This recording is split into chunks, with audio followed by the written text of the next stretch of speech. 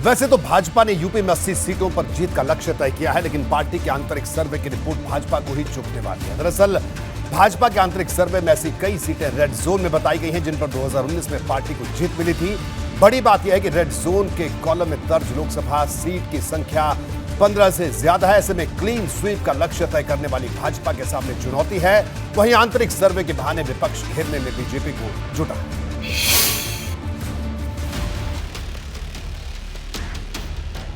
UP में mission clean sweep के लक्ष्य के साथ भाजपा का अभियान जारी है। मंथन से लेकर चिंतन तक और हर एक मंच से भाजपा की दावेदारी यूपी की हर एक सीट पर है। लेकिन इन दावों के उलट पार्टी के आंतरिक सर्वे की रिपोर्ट भगवा ब्रिगेड की टेंशन बढ़ाने वाली है। दरअसल आंतरिक सर्वे में यूपी की 15 सीटों का जिक्र रेड जोन के रूप में किया गया है, यानी कि इन सीटों पर भाजपा की स्थिति उसकी तैयारी की तुलना में कहीं ज्यादा कमजोर है। भाजपा की चुनौती ये है कि इसमें उन सीटों का भी जिक्र है जिन पर 2019 में भाजपा ने जीत दर्ज की थी। पहले देखिए वो कौन से लोकसभा क्षेत्र हैं जहां भाजपा के सांसद हैं, लेकिन आंतरिक सर्वे में उनका जिक्र रेड जोन के कॉलम में है। इनमें फिरोजाबाद, बदायूं और इटावा के नाम हैं। इसके अलावा रामपुर और आजमगढ़ का नाम भी रेड जोन में है। रामपुर और आजमगढ़ में भाजपा ने उपचुनाव में जीत हासिल की थी, लेकिन आंतरिक सर्वे की रिपोर्ट बताती है कि यहाँ भाजपा की स्थिति ठीक नहीं। इसके अलावा रायबरेली, अमरोहा, घोसी, मैनपुरी, सहारनपुर, लालगंज, अंबेडकर नगर, मुरादाबाद, संभल, नगीना और बिजनौर भाजपा के आंतरिक सर्वे में इन सीटों को भी रेड जोन में दर्ज किया गया है। बताया जा रहा है कि आंतरिक सर्वे की रिपोर्ट आने के बाद भाजपा ने रेड जोन में आने वाली सीटों के लिए नए सिरे से तैयारी शुरू कर दी है। सूत्रों के मुताबिक खुद गृह मंत्री अमित शाह ने रेड जोन में आने वाली सीटों पर भाजपा को बढ़त दिलाने की कमान संभाल ली है। रेड जोन में वो सीटें हैं जो बीजेपी 2019 के लोकसभा चुनाव में नहीं जीत पाई थी। इसमें आजमगढ़ और रामपुर की भी सीट को शामिल किया गया है। हालांकि ये दोनों सीटें बीजेपी उपचुनाव में जीती थी, लेकिन उसके बावजूद भी इन दोनों ही सीटों को बीजेपी ने रेड जोन में रखा है। इसके अलावा 3 ऐसी सीटें जो बीजेपी 2019 के लोकसभा चुनाव में जीती, लेकिन वहाँ पर पार्टी को लगता है कि मेहनत ज़्यादा करने की ज़रूरत है, इसलिए उन्हें भी रेड जोन में रखा गया है। भाजपा के आंतरिक सर्वे में यूपी की सभी 80 सीटों को 3 अलग अलग जोन में बांटा गया है।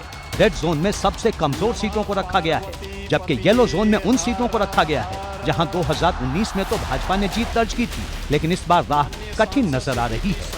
येलो जोन में फतेहपुर सीकरी, अकबरपुर, अमेठी, अलीगढ़, कैराना, फूलपुर, कौशाम्बी, श्रावस्ती, फर्रुखाबाद, कन्नौज, बागपत, भदोही, हाथरस, प्रतापगढ़ और सुल्तानपुर जैसी लोकसभा सीटों के नाम शामिल हैं। अब भाजपा के सामने समस्या ये है कि ऐसी सीटों की संख्या 30 से ज्यादा है जो रेड और येलो जोन में है, यानी जहां भाजपा की स्थिति या तो कमजोर है या फिर विरोधी पार्टी भाजपा के मुकाबले में है। हालांकि भाजपा को यकीन है कि यूपी की हर सीट पर 2024 में कमल ही खिलेगा। लगातार भारतीय जनता पार्टी को समर्थन बढ़ रहा है और 2024 में उत्तर प्रदेश में तो हमें विश्वास है कि जनता का आशीर्वाद ऐसा मिलेगा कि हम 80 की 80 लोकसभा जीतें, लेकिन देश की लोकसभा सीटों में रिकॉर्ड बनाएंगे, रिकॉर्ड तोड़ेंगे और माननीय नरेंद्र मोदी जी फिर से हिंदुस्तान के प्रधानमंत्री के रूप में देश की सेवा का संकल्प लेंगे, शपथ लेंगे।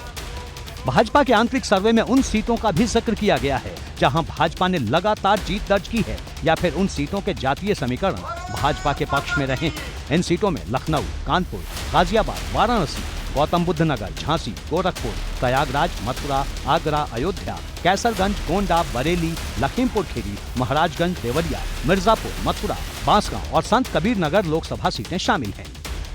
भारतीय जनता पार्टी की यही रणनीति है। इसी कारण केंद्र में और प्रदेश में हमारी सरकारें पूर्ण बहुमत से हैं और फिर से पूर्ण बहुमत में लाने के लिए ये सर्वे होता रहता है और हमारे सांसदों को भी लगातार निर्देश दिए जाते हैं क्षेत्र में रहें, क्षेत्र में काम करें। जातीय समीकरण हमारे खिलाफ रहता है, लेकिन फिर भी हम चुनाव जीतते हैं वहाँ पे और चुनाव जीतेंगे। मुझे ऐसी उम्मीद है कि हम 80 सीट में से हम लगभग सभी सीटें जीतने के कगार पे रहेंगे। साफ है कि भाजपा भले ही क्लीन स्वीप का दावा कर रही है, लेकिन जमीनी स्थिति पूरी तरह अलग है। इसे लेकर अब विपक्ष भाजपा को घेरने में जुटा है। देखिए, ऐसे सरकार ने 9 साल में कोई काम किया ही नहीं, झूठ बोले हैं, केवल जनता को मुसीबतें दी हैं। जो भी कानून बनता है और भी जनता लुट जाती है, और भी लुट जाती है। भ्रष्टाचार बढ़ा है, बेईमानी बढ़ी है, न्याय कहीं मिल नहीं रहा है। देख लिया किसानों को, देख लिया किसानों को कहा था आए हम दोगुनी कर देंगे। सपा के दावों से इतर एक तथ्य ये भी है कि भाजपा हमेशा से हर एक सीट के समीकरण के लिहाज से रणनीति बनाती है। जैसे समीकरण होते हैं उसी लिहाज से तैयारी करती है। ऐसे में आंतरिक सर्वे को भी भाजपा की ही रणनीति का अहम हिस्सा माना जा रहा है। एबीपी गंगा के लिए लखनऊ से अनुभव शुक्ला के साथ ब्यूरो रिपोर्ट।